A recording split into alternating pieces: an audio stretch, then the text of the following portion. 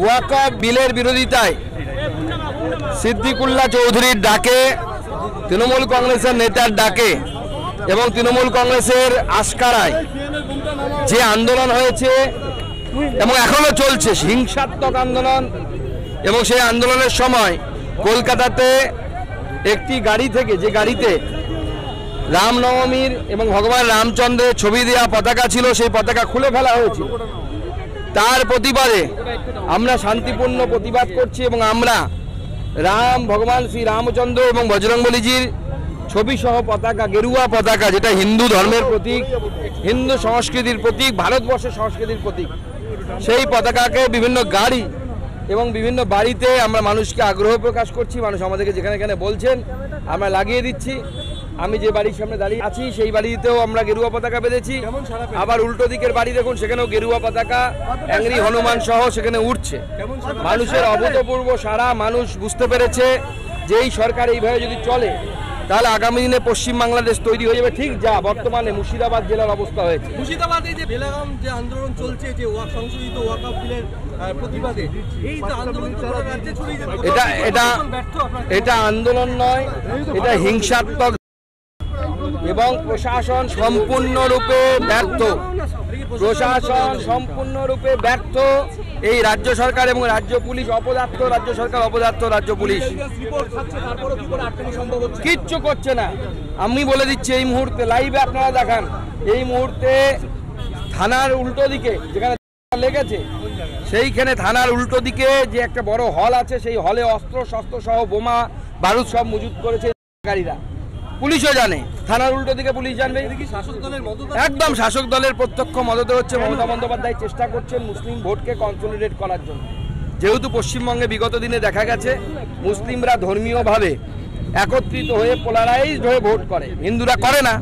এটা হিন্দুদের দুর্বলতা মনে করি আমরা, এবং সেই জন্য মুসলিম তোষণের জন্য তাদেরকে দুধেল গায়ে বলা হয়েছে মমতা ব্যানার্জি দ্বারা। এবং সেদিন সিদ্দিকুল্লাহ চৌধুরী, যিনি একজন পশ্চিমবঙ্গের মন্ত্রী, তৃণমূল কংগ্রেসের নেতা, তার উপস্থিতিতে যেভাবে হিন্দু ধর্মের প্রতীক খুলে ফেলা হলো, মমতা বন্দ্যোপাধ্যায় ফোন করে তার জন্য শাবাশি দিলেন। পরিষ্কার বোঝা যাচ্ছে এর বিরুদ্ধে চক্রান্ত চলছে হিন্দুদের বিরুদ্ধে, এবং এর বিরুদ্ধে হিন্দুরা লড়বে। ভারতীয় জনতা পার্টি হিন্দুদের সাথে আছে। দেখুন, ওখানে গুলি চলছে, বোমা চলছে, ভয়ঙ্কর পরিস্থিতি। আমাদের কাছে খবর হচ্ছে বিধায়কের ভাই তারা রাস্তায় দাঁড়িয়ে ওপেন শুট করছে। এই ভয়ঙ্কর পরিস্থিতি তৈরি হয়ে গেছে। বিএসএফ এর কমান্ড্যান্টের উপর হামলা হয়েছে, পুলিশ সম্পূর্ণভাবে নিষ্ক্রিয়। পুলিশ দেখুন, পুলিশের এই নিষ্ক্রিয়তা হচ্ছে সম্পূর্ণ ভোট ব্যাংক নির্ভর নিষ্ক্রিয়তা, এবং এইভাবে বেশি দিন চলতে পারে না।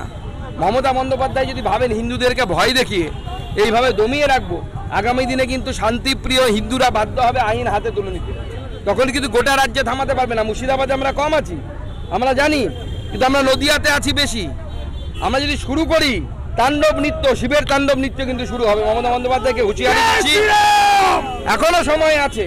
পুলিশকে বলুন উপযুক্ত ব্যবস্থা নিতে। গুলি চালাতে হলে গুলি চালান, কাঁদানে গ্যাস চালাতে হলে কাঁদানে গ্যাস চালান, বুলডোজার লাগলে বলবেন, আমরা সাপ্লাই করে দেবো বুলডোজার। মুর্শিদাবাদের পরিস্থিতি নিয়ে কি কেন্দ্রীয় হস্তক্ষেপ দাবি করবেন?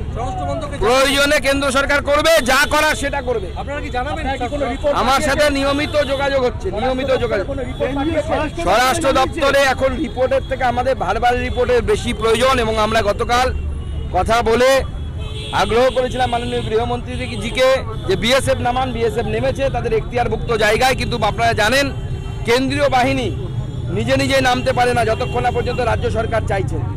এটা ভারতবর্ষের সংবিধানের একটা জায়গা। রাজ্য সরকার এখনো পর্যন্ত কেন্দ্রীয় বাহিনী চায়নি। রাজ্য সরকার কেন্দ্রীয় বাহিনী চাক, কয়েক ঘন্টার মধ্যে কেন্দ্রীয় বাহিনী পৌঁছে পুরো ঠান্ডা করে দেবে। এদের ওষুধ আমরা জানি। আমরা চাওয়ার অধিকারী তো নই, আমরা তো চাইছি রাজ্য সরকার কেন্দ্র সরকারের কাছে বলুক কেন্দ্রীয় বাহিনী নামান। রাজ্য মমতা বন্দ্যোপাধ্যায়ের সেই এখতিয়ার আছে, সুকান্ত মজুমদার, শুভেন্দু অধিকারী, দিলীপ ঘোষ, এদের সেই এখতিয়ার নেই কেন্দ্রের কাছে চাপার।